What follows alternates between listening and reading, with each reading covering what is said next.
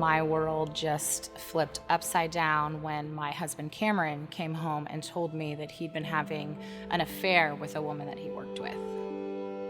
I felt completely blindsided, devastated. My lifelong struggle has been with unwanted sexual behavior. And I lived my life in secret, in shame. I couldn't live authentically.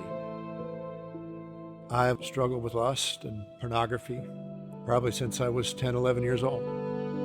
Part of the challenge for me was actually being in ministry. I wasn't sure who I could trust. It seemed to me like the potential loss of coming clean was more than I could imagine. My marriage was over 20 years long, and I had had about 5 different discoveries in those 20 years. And ultimately, my husband did decide to leave our marriage and walk toward the darkness of a life that he had been cultivating for a long time.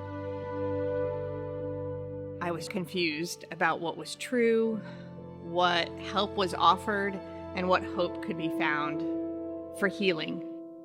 This issue of sexual brokenness is one of the biggest crises in the church today, and we must hold out a hand of hope and a judgment-free space for people to be honest with their struggles, to receive the hope and the healing that they need.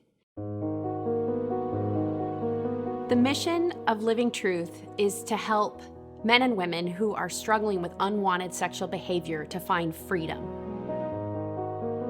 For 27 years, I mishandled my own sexuality. At the age of 38, I fully surrendered to God. God really did show me that path to a true and a lasting freedom. You know, I always thought that God would just use my talents and the giftedness and everything. I just didn't know just how much He was going to use my brokenness to impact the world. I experienced the trauma and devastation of sexual betrayal repeatedly in my first marriage. Each discovery left me progressively more hopeless, afraid, heartbroken, and alone. When that marriage ended in 2006, I found myself as a single mom. When Michael and I got married, we knew that God was calling us to use our stories of brokenness and the redemption that God had done in our lives to serve other people who were going through these struggles. The power of the group is really what's so incredible, because when you look into each other's eyes and you see the love, the space, the acceptance, no judgment, it is so powerful. Women in the Battle is an extraordinary community of brave women who are holding out hope, healing, tools, and resources for other women who are walking through sexual betrayal. Over the years of recovery, fighting for him started to just really look different. And I think I'm still navigating, what does that look like now?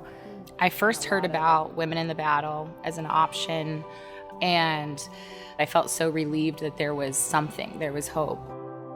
It was such a relief to know, oh, this is actually bigger than me, this is more complex than me, this isn't my fault. What we do in Women in the Battle is help women recognize what the truth is about what is going on in that relationship.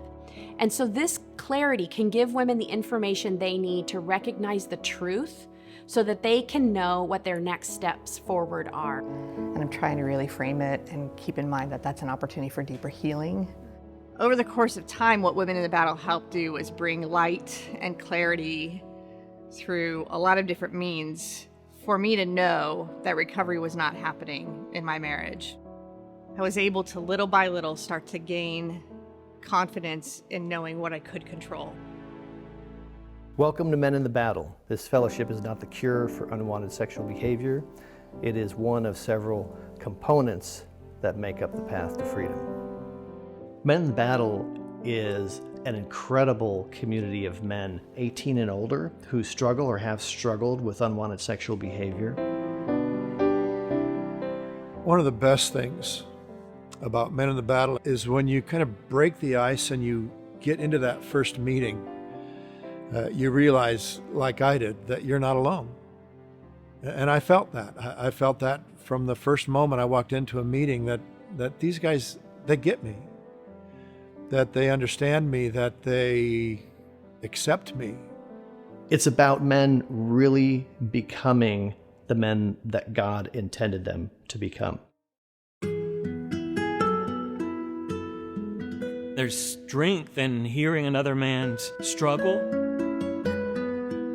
What a win it is to step into a circle of guys and men in the battle, because all you can imagine is rejection, exposure of your secret.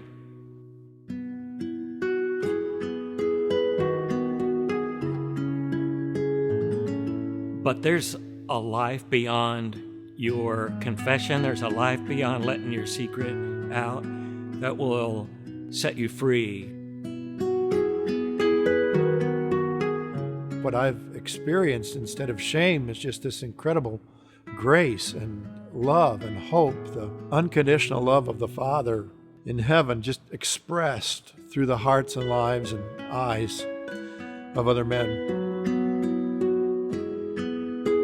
I'm so grateful for Living Truth and all that they offer for people like us in such dark, dark places. And what they're providing here is such a wonderful community of people who say, we understand and we're in it with you, and here's resources, here's help, here's hope, here's people that are thriving.